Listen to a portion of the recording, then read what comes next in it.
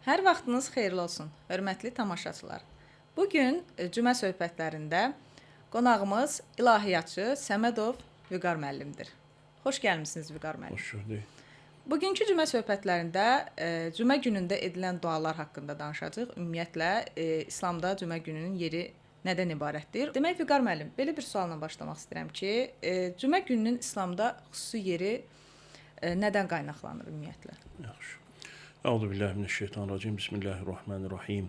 Elhamdülillahi Rabbil alemin. Vessalatu vesselamu ala Resulina Muhammed və ala alihi və sahbihi ecmain. Mən də hörmətli dinləyiciləri öncəliklə salamlayıram. Cümə günü həqiqətən İslamda məxsusi bir yeri vardır. Yəni bunu da biz bilirsiniz, dinimizin mənbələri var. Dinimizin mənbələri birinci növbədə Quran-ı Kərimdir. İkinci növbədə də Peyğəmbərimizin hədisləridir. Quran-ı Kərimdə Cümə surəsi vardır. O Cümə surəsinin 9-cu ayəsində buyurulur ki, Ya eyyuhəllezine amenu izə nudiyə lis-salati min yevmil cum'ati fas'av ilə zikrillah və zərul bey' zəlikum xayrun lekum in kuntum ta'lemun. Ey iman gətirənlər, cümə günü namaza əzan verildiyi zaman bütün alış-verişi kəsin, bütün işlərinizi buraxın və Allahın zikrinə qaçın. Bilsəniz, bu sizin hər şeyinizdən xeyirlidir, buyurulur Quran-ı Kərimdə. Və Peyğəmbərimiz də Mədinəyə gəldiyi zaman Ranuna deyilən yerdə ilk cümə namazını əda etmişdir və demişdir ki, artıq bundan sonra cümə günü, yəni müsəlmanların bir yerə toplandığı gün olacaqdır. İndi bu günün xüsusiyyəti, özəlliyi nədir? Bu gündə Peyğəmbərimiz xütbə verərdi. Xütbə nədən ibarətdir? Xütbə, yəni deyək ki, o həftə boyunca müsəlmanların problemləri, müsəlmanların qarşılaşacağı, deyək ki, hadisələr, onlarla bağlı, deyək ki, çarpıcı açıqlamalar verirdi və Quran-ı Kərimdən ayələr oxuyurdu və möminləri həm bu dünyada, həm axirətdə qurtuluşa səsləyən moizələr, nəsihətlərdən ibarət olardı. Və demək olar ki, cümə namazı da belə bir xüsusiyyətə malikdir ki, yəni məhəllənin ən böyük məscidində qılınar. Yəni xırda məscidlərdə deyil, böyük məscidlərdə qılınar və demək olar ki, bütün müsəlmanlar bir yerə toplaşarlar. Və müsəlmanlar bir-birlərini görərlər, bir-birlərinin dərdinə şərik olarlar, bir-birlərinə salam verərlər, dua edərlər, oturarlar, söhbət edərlər. Yəni belə bir bayramlaşma, bayram havasına demək olar ki, bürünmə baş verir. Və ona görə də cümə günü haqqında Peyğəmbərimizin söylədiyi çox gözəl hədislər vardır ki, yəni cümə günü ilk deyək ki, məscidə gələnə bir dəvə kəsib paylamış qədər savab qazanır. Sonra gələn bir inək kəsib paylamış qədər.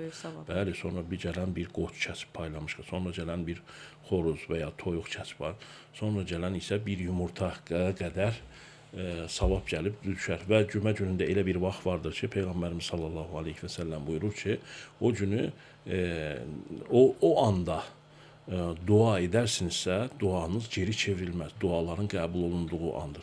Və cümə günü elə bir gündür ki, yəni cümə günündə imam xütbəyə çıxarkən, xütbə verərkən, insanlara nəsihət verərkən, o anda mələklər belə insanların arasına qatışır və o dinimizdə belə bir xüsus vardır ki, yəni bizim sağımızda, solumuzda mələklərimiz var. Raqibun atid deyilir din dilində buna. Yəni yaxşılıqlarını sağ tərəfdə və pisliklərini yazan mələklər. O mələklər belə kitablarını bağlayıb xütbəyə qulaq asarlar. Və o anda olunan dualar geri çevrilməz, dualar qəbul olunur. Ona görə də cümə günü dinimizdə müqəddəs bir gün qəbul olunmuşdur və o gün əzan oxunduğu zaman, namaz üçün çağırıldığı zaman müsəlmanların bütün işlərini buraxıb o Allahın zikrinə, o namazı əda etməyə getməsi lazımdır. Aydındır.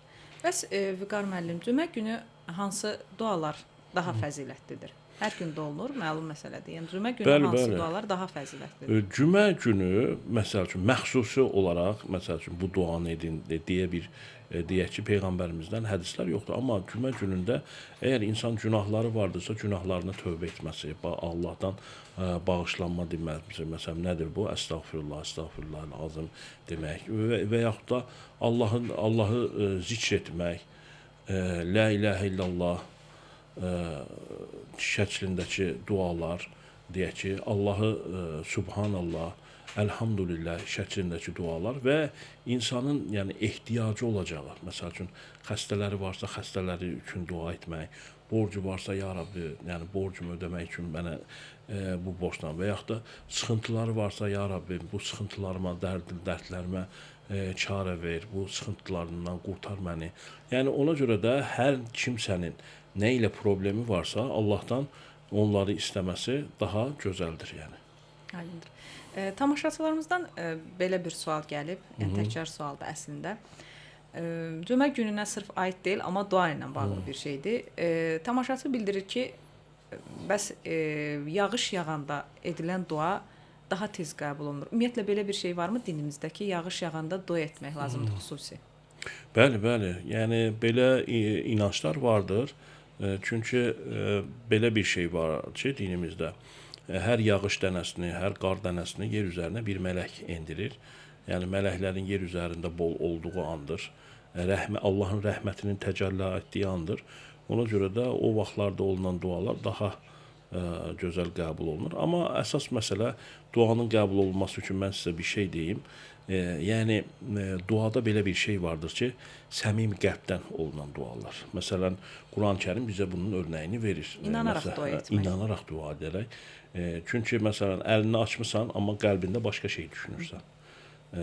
Yəni Peyğəmbərimiz deyir ki, adam Allah Allah deyir, amma qəlbində başqa bir şey vardır. Fənnə yüstəcəbu lizəlik və yaxud da duanın qəbul olunması üçün şərtlər var.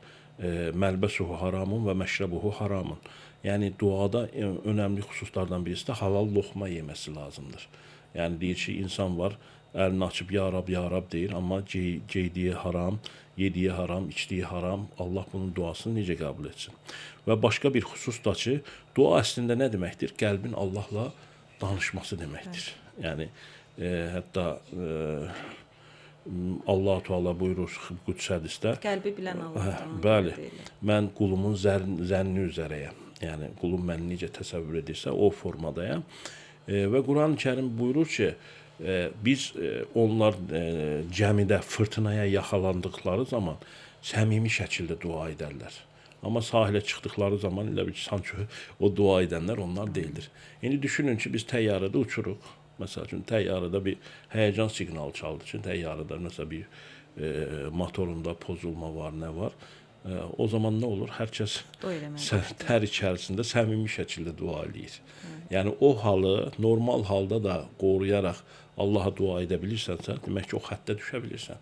Duaların qəbul olunar. Yəni ürəkdən istəmək lazımdır. Vüqar müəllim, ailə dəyərləri zəiflədikcə cəmiyyət də mənəviyyatı zədələnir. Bəli. Bunun İslamda xüsusi bir yeri var mı bu haqda? Ümumiyyətlə, İslamda ailənin çox önəmli bir yeri vardır. Peyğəmbərimizin hədislərinə də biz baxdığımız zaman Ya maşərə şəbab, mən istəta'a minkumul bəətə fəlyətəzəvvəc və innəhu ağaddu lil-basar və ahsanu lil-fərc. Ey gənclər, sizdən evlənməyə gücü çatan mütləq evlənsin. Çünki o gözləri haramdan qoruyur və insanı iffətli, namuslu qılır şəklində və yaxud da Peyğəmbərimiz başqa bir hədislərində evlilik mənim yolumdur. Kim bundan üz çevirərsə bizdən deyildir şəklində söyləyərək həm evliliyə təşviq etmişdir, həm gəncləri evləndirmişdir, həm də ki özü ailə dəyərlərinə, xanımlara xüsusi olaraq, yəni istəvsu bin nisai xayra, qadınlara yaxşı davranın və ənə xayrukum linisaihi.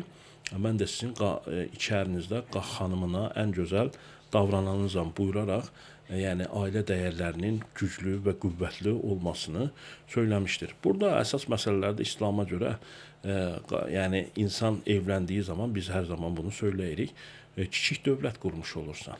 Hər bir ailə bir dövlət. Bəli, hər bir ailə bir dövlətdir. Artıq deyək ki, subaylıqda olan şeylərin bəzisindən demək olar ki, qarşılıqlı hüquqlarınız meydana gəlmiş olur və istər-istəməz evlənən kimsələr mütləq yəni ailənin dəyərlərini qorumaq üçün bir qanun ortaya qoyurlar ki, ailəni belə idarə edəcək, qonşularla belə davranacaq, qohumlarla belə ailənin büdcəsi belə olacaq. alış-verişimiz belə olacaq, nə olacaq deyə artıq qanunlar deyək ki, meydana gəlir və eyni zamanda da qadının kişi üzərində haqları var, kişinin qadın üzərində haqları var dinimizə görə.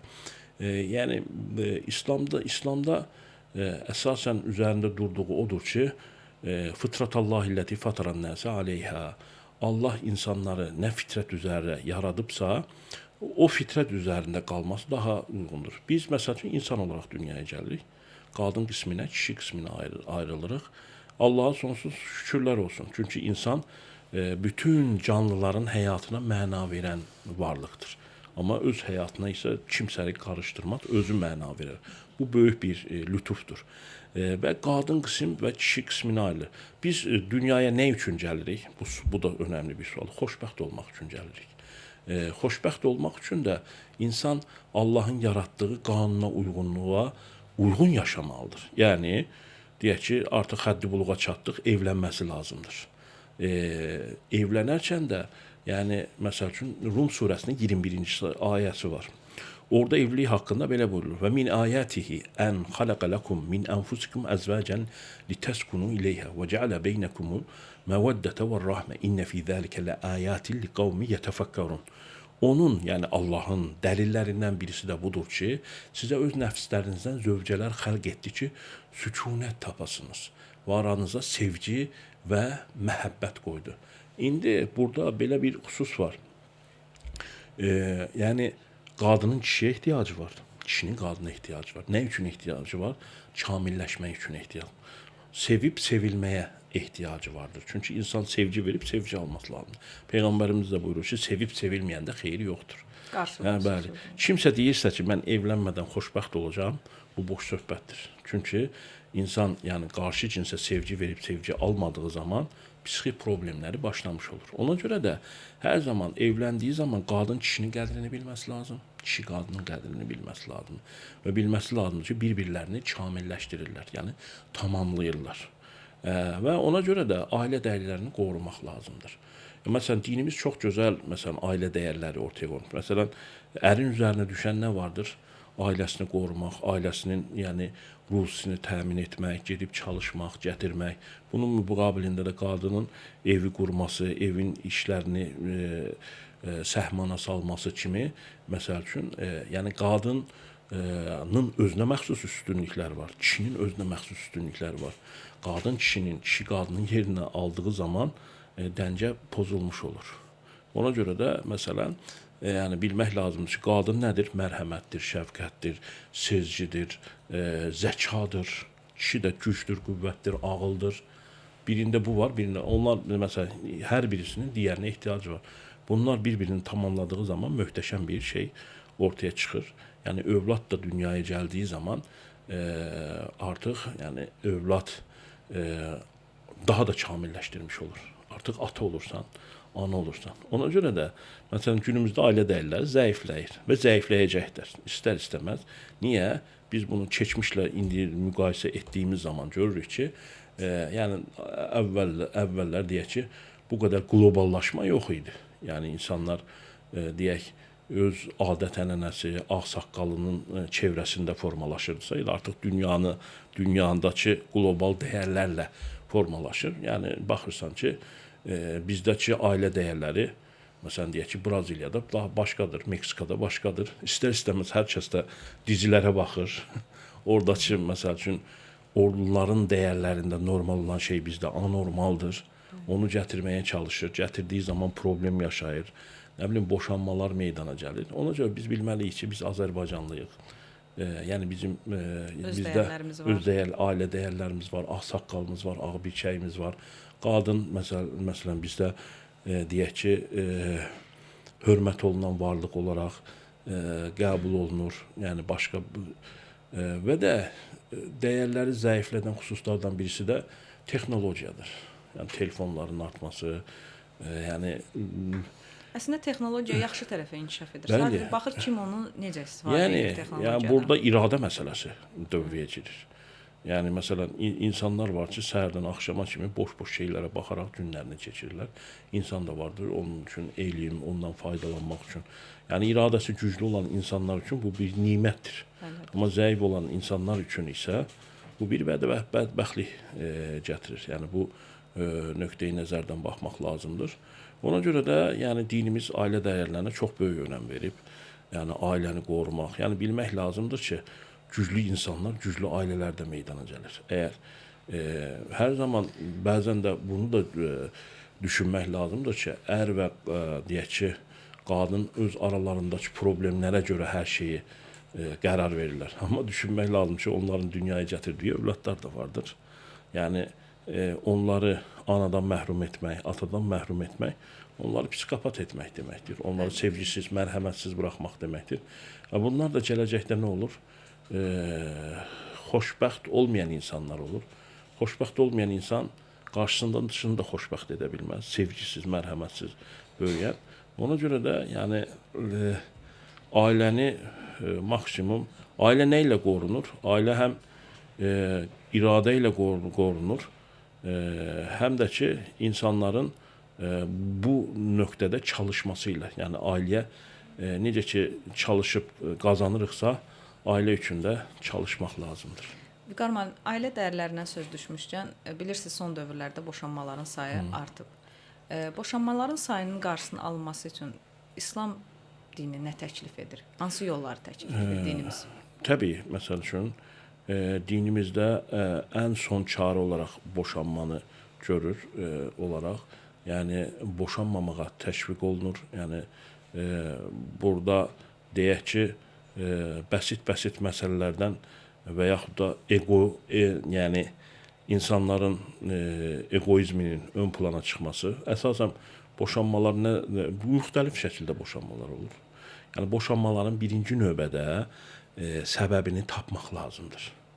Səbəbi nədir? Baxırsan ki, ailəyə qaynana qarışır, qaynata qarışır, nə bilim başqa kənar şəxslər bundan ötürüdürsə, deyək ki, bu problemi ortadan qaldırmaq lazımdır. Yəni baxırsan ki, yəni nə bilim ailəni evləndirən atadır, anadır, yəni övladının hər işinə də qarışır, necə olsa təcrübədir. Amma bunu bilmək lazımdır ki, belə bir hikmətli söz var. İnsan dünyada kamilliyə ayrılıqlarla qovuşur. Yəni öncə insan ana qarnından ayrılır, sonra ana qucağından ayrılır, sonra süddən ayrılır, sonra da evdən ayrılır və müstəqilliyini qazanır. Bizdə, yəni Azərbaycan ailəsində ən böyük problem odur ki, övladın evdən ayrılmasına faciə kimi baxırlar. Faciə kimi baxırlar. Amma Avropada tam 18 yaşda evdən qovurlar. Ki, öz ayaqları üstündə dursun, İkisi də bəncə yanlışdır. Yəni orta səviyyədə olmaq lazım. Həm kontrollu deyirlər, həm evladın ayrılmasına, özünün ailəsini qurmasına, öz ayaqlarına. Yəni evladın yeməyini də sən bişirirsən, qonağını da sən qarşılayırsan, onun yerinə sən də qərar verirsən. Bu adamın, yəni adamın 30 yaşı var, hələ də ana atası. Əsas problemlər bundan olur. Deyək ki, yəni belə problemlər varsa, yəni deyək ki, biraz ailənin ayrılıb yaşaması, yəni əsas problemi təsbit eləmək lazımdır. Müdaxilələrdir. Bəli, o problemdə, yəni deyək ki, bu sahədə güclü mütəxəssislərə danışıb, yəni görürsən ki, bəsit məsələlərdən, yəni texnik məsələlərdən ailələr dağılır, onu şey eləmək. Eyni zamanda cürbəcür məsələlər, namus məsələsindən, cürbəcür məsələlərdən də görürsən ki, qısqanclıqdan da olur. Yəni bu məsələləri təsbitləyib ortadan qaldırmaq lazımdır. Yəni dinimiz boşanmağa heç zaman Allahın sevmədiyi halallardan, əbğadul halal ilallahi talaq, Allahın sevmədiyi halallardan biri də boşanmadır. Yəni boşananlar bilsinlər ki, İlk evlilikləri kimi bir daha evlilik görməyəcəklər. Zənn edirlər ki, məsələn, boşandıq, daha gözəl evlilik əldə edəcəyik. Yəni, çox nadir hallarda ola bilər. Gənclərin dindən uzaqlaşması bu dövrdə onun izahının az olmasından mı irəli gəlir, yoxsa inanclardan mı irəli gəlir? Valla bu mövzuda fərqli-fərqli rəylər var. Acaba yəni məsələn deyək ki, son zamanları deyirlər ki, yəni din tamamilə toplum üzərindəki gücünü itirəcəkdir. Amma baxırsan ki, pozitivizm inkişaf edəcəkdir. Amma baxırsan ki, yəni bu proqnozlar heç də doğru çıxmır. Yəni dinin yayılması da var. Yəni ümumiyyətlə bilmək lazımdır ki, din eyni zamanda milli mənəvi dəyərdir. Yəni bizim bir Azərbaycanlı kimi formalaşmamızın əsas səbəblərindən birisi də İslam dinidir. Yəni bizim dinsiz olmağımız, işte bayrağımızdakı yaşıl rəng də eyni zamanda dinimizi təmsil edir. Yəni biz dəyərlərimizi, məsələn, ana-ata dəyərlərimizi dinimizdən alırıq, böyük-kiçik dəyərlərimizi. Məsələn, böyük-kiçiyə hörmət etmək, məsələn, ağsaqqala hörmət etmək bizim bir dəyərimizdir. Eyni zamanda Peyğəmbərimizin hədislərində buyurur ki, "Mən ləm yuvaqqir kəbirana və ya'rif haqqa sagirinə leysə minnə." Böyüklərimizə hörmət qoymayan, kiçiklərimizə də mərhəmət etməyən bizdən deyildir.